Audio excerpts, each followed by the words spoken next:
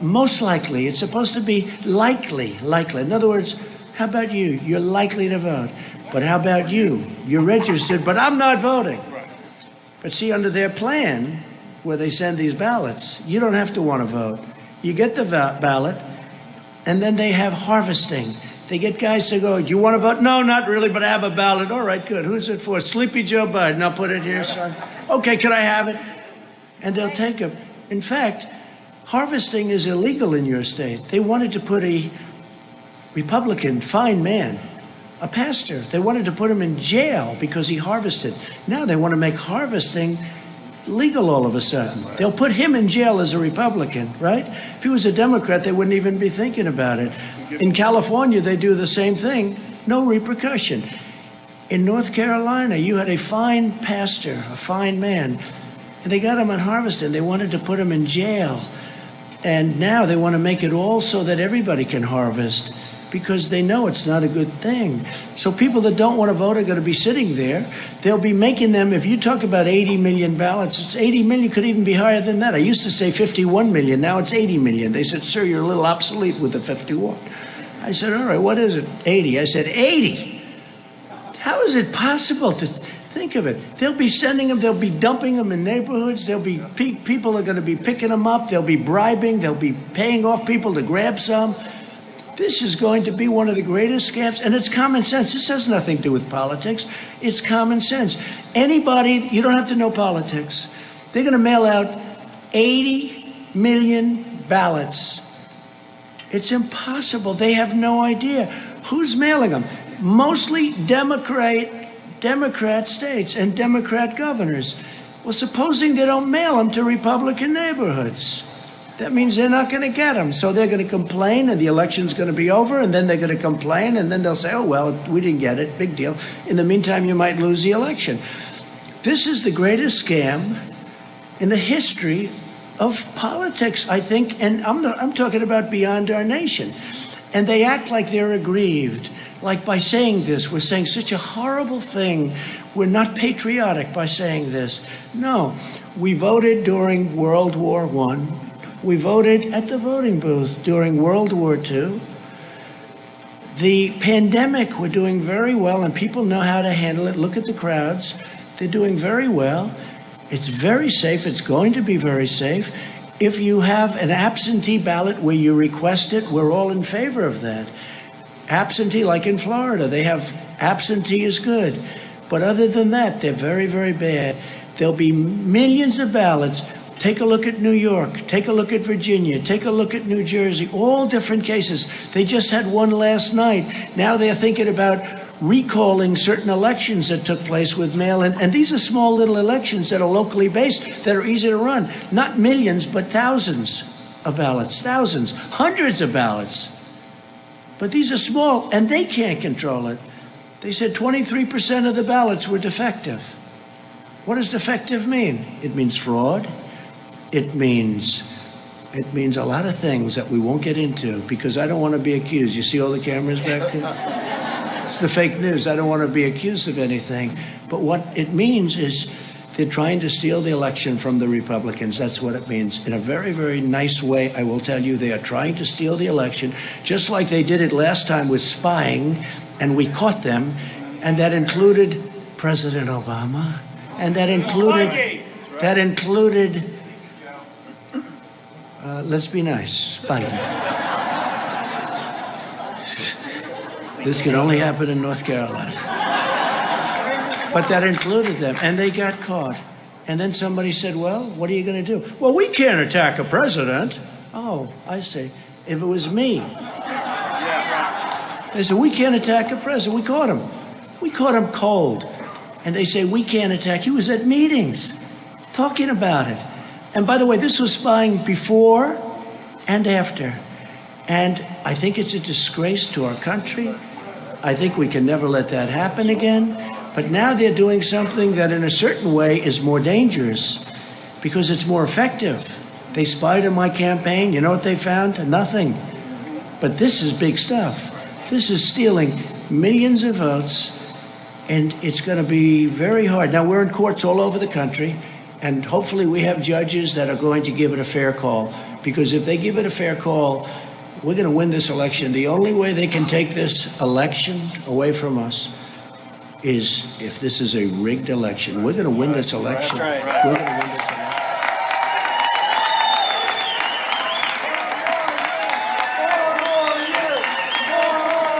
So I'm just saying we cannot have these live, we call them live, some people call them universal, I like the word live, these live mail-in ballots sent to everybody, including mostly people that never asked for them. Think of it. You're sitting there, you get a ballot. Here's the bottom line. It was just given that in the polls, believe it or not, that because the polls try and treat us right, that's why I respect Rasmussen, because they did well. A few of the others feel the same way. And they did well last time. Those are the ones that I look at, the ones that did well last time. And Rasmussen was very good. But if you look at it, every single vote that they have, every single vote, it's going to be looked at. A man is sitting, or a woman is sitting, waiting for nothing, watching television, has no enthusiasm. Because on enthusiasm, the polls are saying that I'm up by massive numbers, not just a little. I'm also way up on the economy, by the way, put it down, way up. But I'm up by massive, and when I say I'm up, I'm talking about we're up, okay? So if you could, please. We love you, but I'm up by massive numbers on enthusiasm. So our voters are saying, I'm very angry about this, I'll go to the poll directly and vote. But their voters are saying, I don't care if Biden gets in. He doesn't have any enthusiasm. When you go to Ohio, when you go to Wisconsin, when you go to North Carolina, when you go to a lot of states, they have the Trump-Pence sign on every lawn. It's all over the place, right? It's all over. We don't see Indiana, too. Indiana's great. Bobby Knight. We love Bobby Knight, too, I'll tell you. We love Bobby Knight and Coach Holtz and all of them. They love us and we love them. Indiana's great. Thank you. But here's the thing. So if they don't have any enthusiasm, so you'd say, are you going to vote? I'm not getting up to vote. Okay, I want to watch television instead of vote. All right. But here's a ballot. It just got to you. And he opens it. Oh, here's a ballot. What the hell am I going to do with this thing? And then they have somebody knocking on your door, and they're harvesting. Hey, have you gotten your ballot? Yeah, I have my ballot. You going to sign it? Well, if you want, I'll sign it. Here it is. Get out of here. That's the most honest way of doing it. And that's unfair. That's unfair. Because now they're taking all of that enthusiasm that our party has, and we have tremendous enthusiasm. I think we have record enthusiasm. We have a base.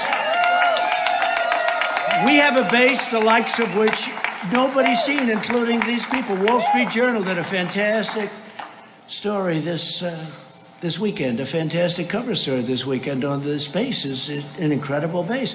Everybody here is going to vote. Everybody in our base. I mean, we have a tremendous base. They don't. They have no enthusiasm for their candidate. Because frankly, Bernie Sanders, they have much more enthusiasm for him.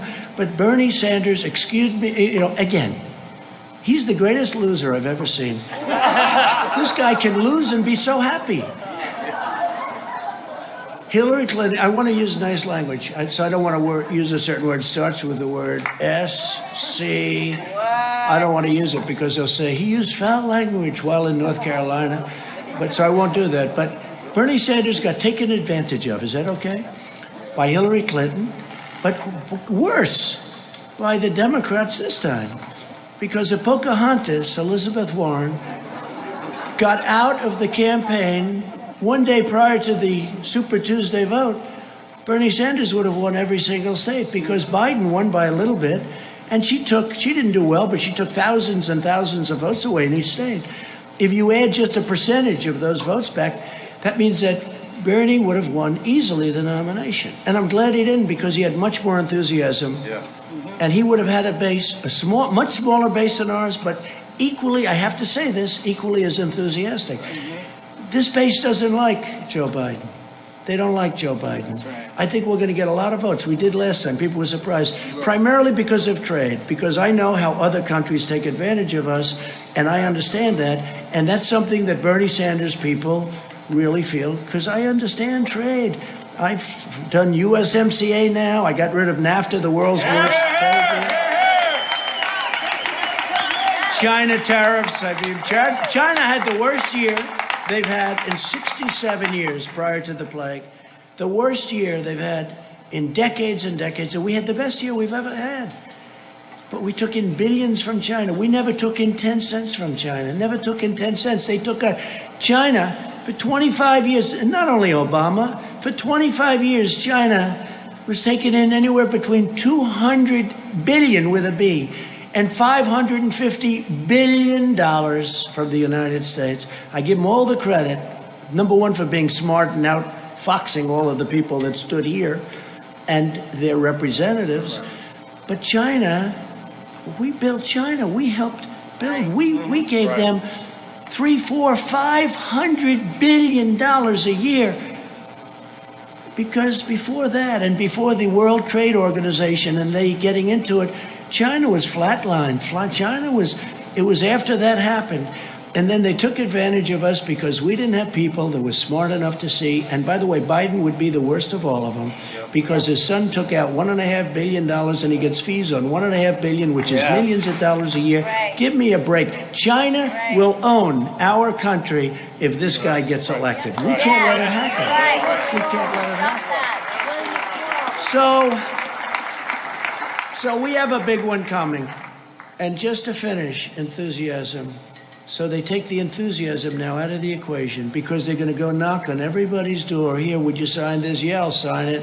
Nobody knows who the hell is signing it. And they now want to have it where the signature doesn't have to be verified.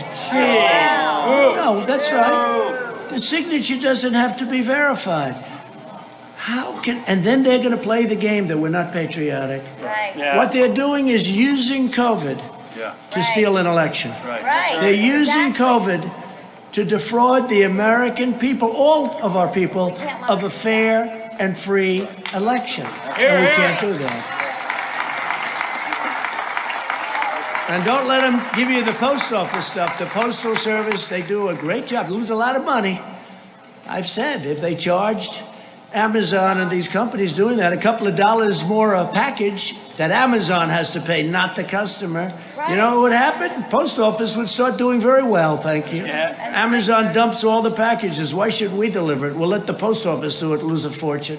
So if they charged Amazon, now, of course, he owns the Washington Post. So when I get bad stories in the Washington Post, I wonder why, right? I wonder why. But I just tell it like it is, right? I tell it like it is.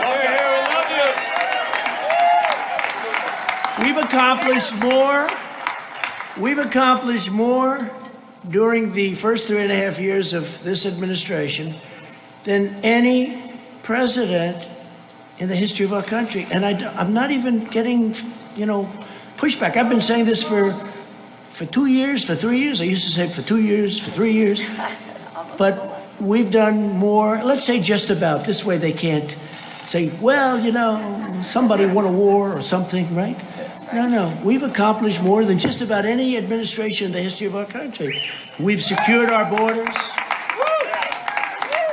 We've built our wall, which will be finished very shortly. We brought back manufacturing jobs. We've defeated the ISIS caliphate and killed al-Baghdadi. We also killed the biggest terrorist, maybe of them all. Soleimani, we killed Soleimani, right? And al-Baghdadi.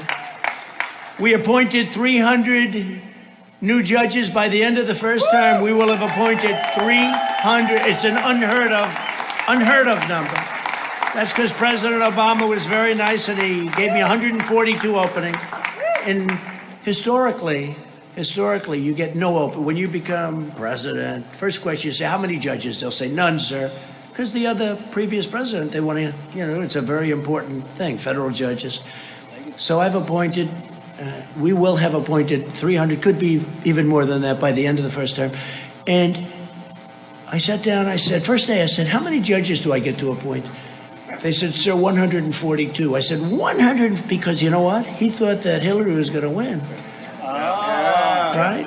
And the Republicans did not make it easy, let's say, but if you have enough time, there's not much anybody can do about it. We ended up with 142 judges, and then we've added many, many, and we're going to end up with 302 great Supreme Court justices. And remember this, I'm saying that I'm I'm demanding, actually, a list. Let Biden put up a list of the judges he's going to appoint, that he'll take them out like I did. I had 25, and we're going to take it out of that list. We're going to be announcing a list over the next couple of weeks with the judges that we had, plus we might add a few more, so you know exactly where we stand. He can't do it because he would appoint, it's not him, he has no choice. The radical left will demand that he appoints super radical left, wild, crazy justices going into the Supreme Court. Your American dream will be dead if that happens. It'll be dead. And by the way, the next president, so I've had two. Some presidents have had none. You know, I have had two in a relatively short period of time. But I will tell you that the next one could have 2, 3, 4, and even 5. The next president. This is so important. This is so, whether you're talking about life, whether you're talking about Second Amendment, whether you're talking about military, this is so important. We have to do this. We have to win this election. But we brought back manufacturing. We rebuilt our military. We wiped out ISIS. I mean, think of it. When I came, ISIS was all over Iraq. The prime minister of Iraq was in last week, and he said, I want to thank you for defeating ISIS. I said, now, are you talking about me or the United States? You. Because when you came into office, it was a mess. They were all over Iraq and Syria, and you defeated them, sir. I said, good. Tell that to the media, please. Would you do that? And he said, I will. So let's see if he does. But we passed the biggest tax cuts and regulation cuts in the history of our country. We replaced the worst trade deal ever made, NAFTA, with a great USMCA deal that's going to keep our companies here, and it's going to be treating us very nicely. And I wouldn't say the other two countries were thrilled with it, but they were happy enough. And we did that, and that's another thing. They said, you'll never be able to replace NAFTA. You'll never be able to get it. And they got it. And we got it through Congress.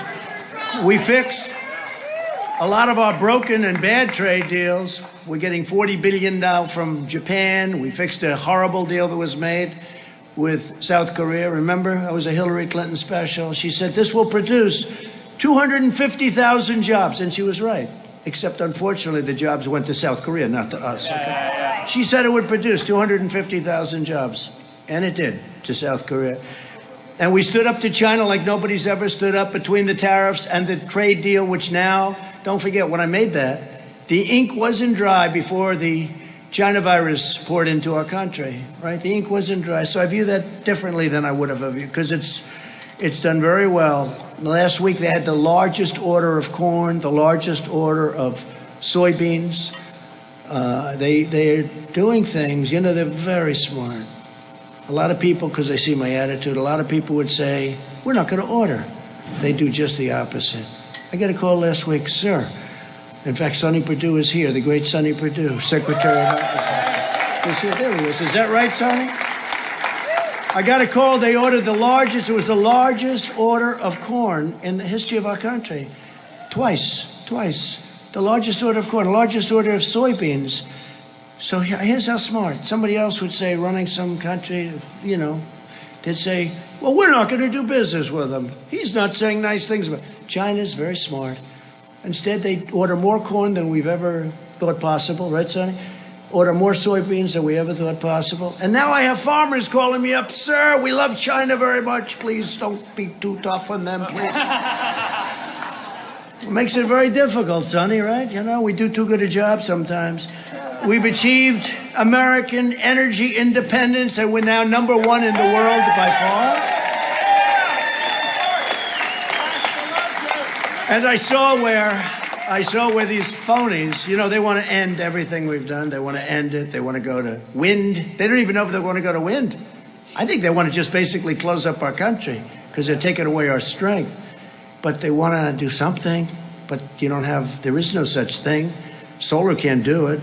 I love solar. It's all fine. You know, very, very heavily expensive, very expensive. But they want to go to other forms of alternative energy. And I think that's okay, except we don't have them. And it's not going to power these massive factories. So we need and hydro I love.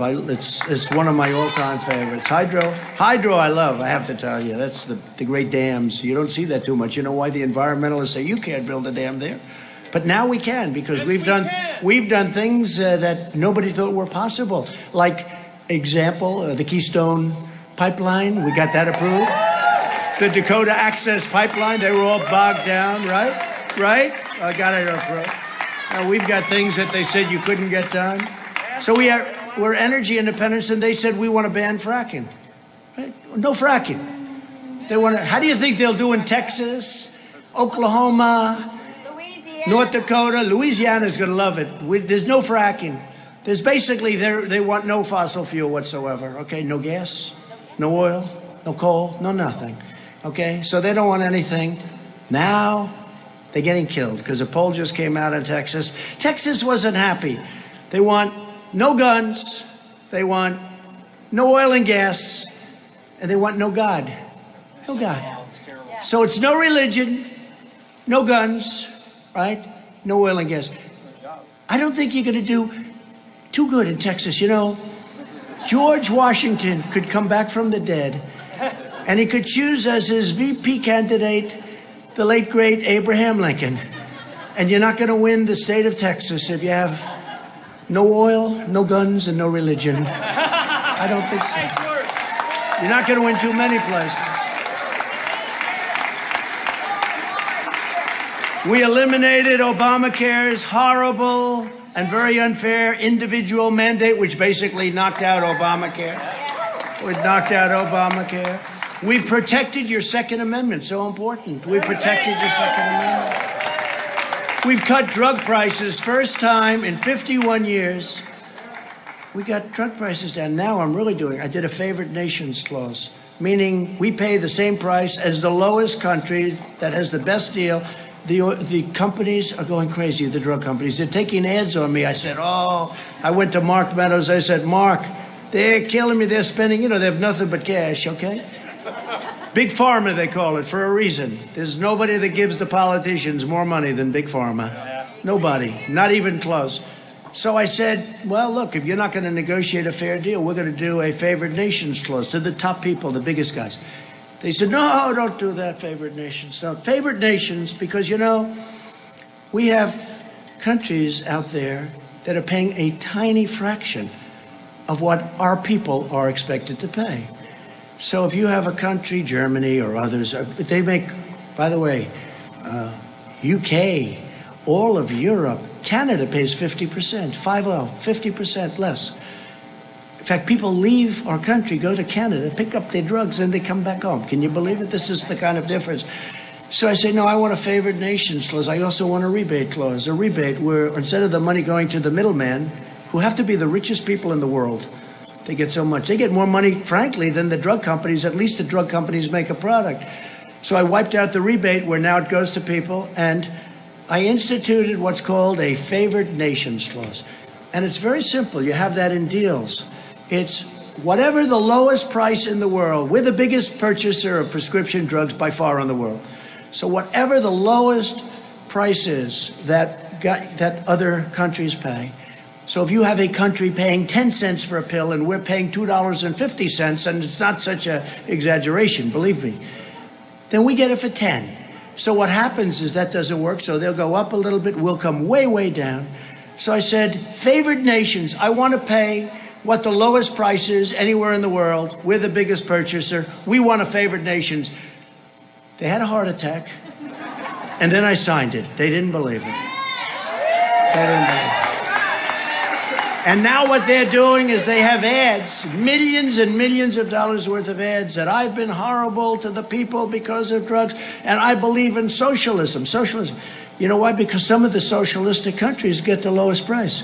So the only thing I have with socialism is I want to get their price, okay? That's the only thing. Other than that is our country will never be a socialist country. Okay?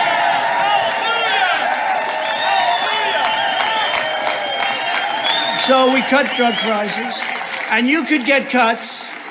You could get cuts.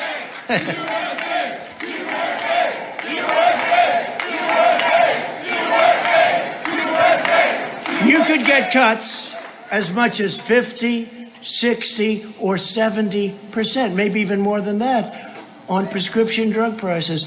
And wouldn't it be a kick, I'll use this, wouldn't it be a kick in the ass if I lost and Sleepy Joe is president and this thing kicks in right about soon, right, in 30, 40 days, and people wake up after the election. Boy, Biden's done a great job. My drug prices just went down by 70%. What a great president he's been. He's great. And Sleepy Joe would say, I thought about that, but everybody knew about favored nations, but nobody had the guts to do it. And I'll tell you, I was called by many politicians, please don't do it, sir. Please. I said, why? They don't want to tell me why. I know why, because, they're politicians and they've been helped out. And I guess we have to understand that too. But the fact is that we signed a favored nations clause and a rebate clause, and your numbers are going to come down 60, 70%. And I hope you remember that on November 3rd, because nobody but me would ever do it. The other thing I've done, aside from very strongly protecting your Second Amendment, which was not easy. That was not easy. And by the way, they will take your guns away as sure as you're standing or sitting there. They will take your guns away. Either that or obliterate the Second Amendment, the right to bear arms. You have the right to bear arms, especially when you look at a Portland and you see how weak those Democrats are. The governor, the mayor, how pathetic. They let them riot every night. We're saying, let us come in and solve your problem. We will solve it for you in 1 hour, just like we did in Minneapolis, Minnesota, right? 5 nights, 6 nights. They have to ask us in. Let us come in. We'll solve your problem. They're almost used to it. This is the way our whole country would be if you ever let a thing like this happen. Our whole country would be. So we protected your pre-existing conditions, very strongly protected pre-existing, and you don't hear that, but we very strongly protected your pre-existing conditions. So we got rid of the horrible individual mandate, which cost everybody a fortune, and we strongly protected. Every Republican is sworn to protecting your pre-existing conditions. It's very important. You won't hear that. You won't hear that from the fake news. We passed right to try. We passed VA accountability and VA choice. We mobilized the largest response since the Second World War. We are doing an incredible job on the China virus, but I'm going to talk to you about that Thursday night. Will anybody be listening on Thursday night? And just very quickly, in the second term, among many other things, we'll continue with our military. We built the strongest military by far. It was depleted. Hello, nice Marine back there. It was depleted like you wouldn't believe. We have the best jets and rockets and equipment of any kind. Tanks made in Ohio. Lima. Tanks made in Ohio. So we're going to create 10 million jobs, I think, very easily in the first 10 months. They want to raise your taxes. All my life I've heard as a politician, you like to lower taxes, right? This is the only election where somebody said, we're going to raise your taxes. They're going to raise your taxes, quadruple your taxes. They're going to add on to the regulations, so that all of these projects that we got started that are great projects, they won't be able to get built. So they're going to raise your taxes. They're going to raise your regulations, make it impossible to build a highway. It used to take 17 years, 18 years, 20 years, 21 years, long time in some cases, to get approval to build a highway, right? We have it down to 2 years now. We're going to have it down to 1. And it may get rejected for environmental or safety reasons, but we're going to know it very quickly. We're not going to take 17 years. We could name highways. They took forever. End up costing 100 times more, and they're not as good. Some of them go in circles, to get to a point. They want to miss a certain nest. So let's spend $37 million to miss. Look, we've got to be smart. We've got to be smart. We've got to win an election. Also, we're going to create tax credits for companies that bring our jobs back from China and other countries, and impose tariffs on countries that take advantage of the United States. They've been taking advantage of us for years and years, and I've already done it in certain cases. We have countries that tariff us and we don't tariff them. So they tariff us. It's very simple. It's called reciprocal. They tariff us, we tariff them. That's right, President. Thank you. Right. We are going to fully fund law enforcement and hire more police.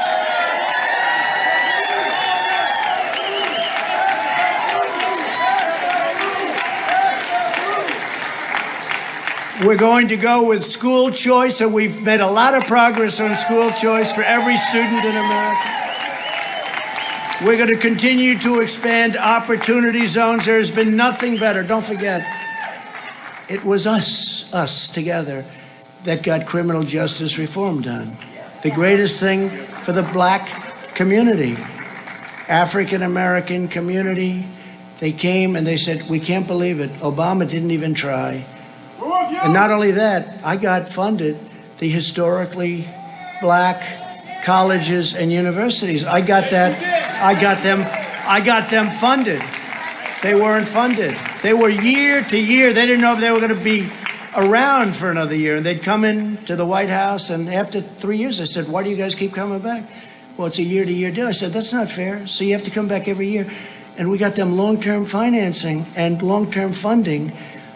Nobody's done more for the historically black colleges and universities than Donald Trump. Nobody. Nobody's done more for the African American community.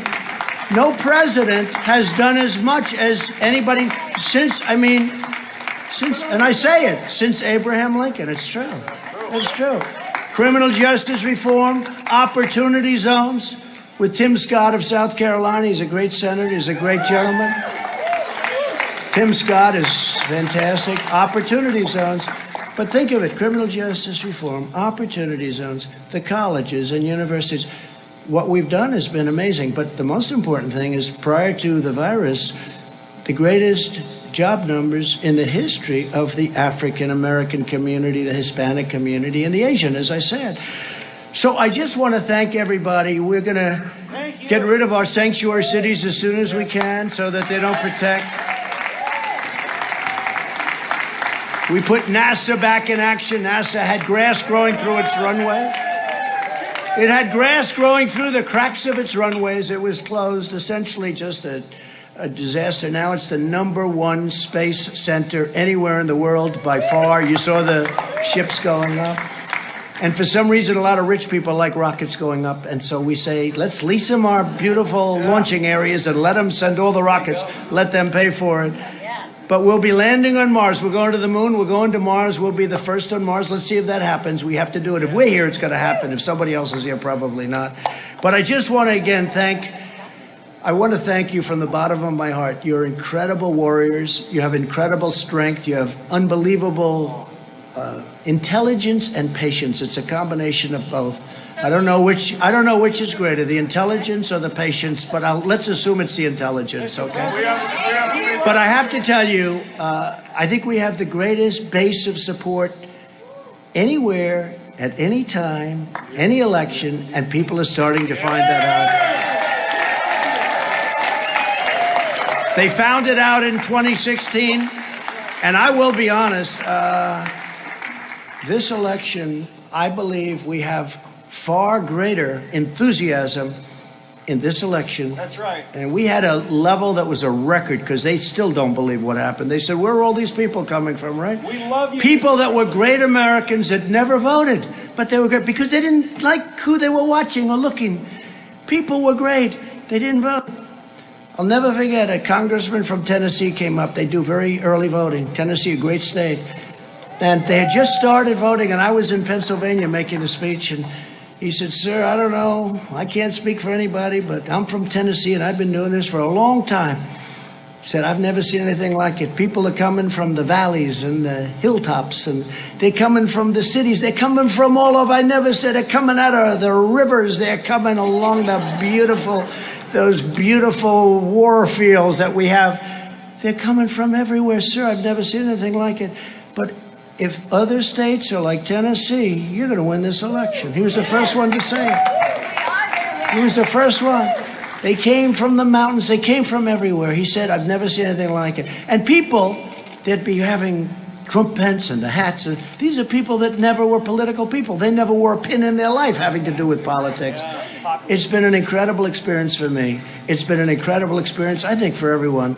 And I'll tell you what, next year is going to be it's going to be a great, great year. It's going to be a year of tremendous success. We're fighting off this horrible thing that was delivered by China, and it was by China, and we're never going to forget it. And I let them know we're never going to forget what they did, because you know what? We're going to do great economic last year in the history of your state, but we're going to do better economically than we did last year.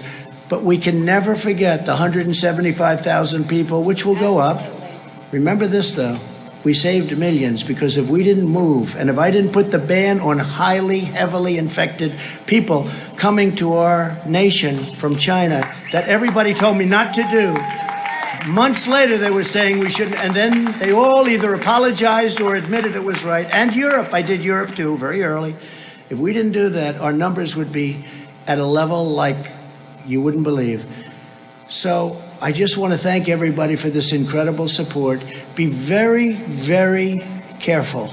This is going to be, and I really believe this is the most important election in the history of our country. Yes, it is. Don't let them take it away from you. Don't let them take it away. North Carolina, we love you. That's why I'm here. Thank you very much. Very special people. Thank you. God bless you all. Thank you.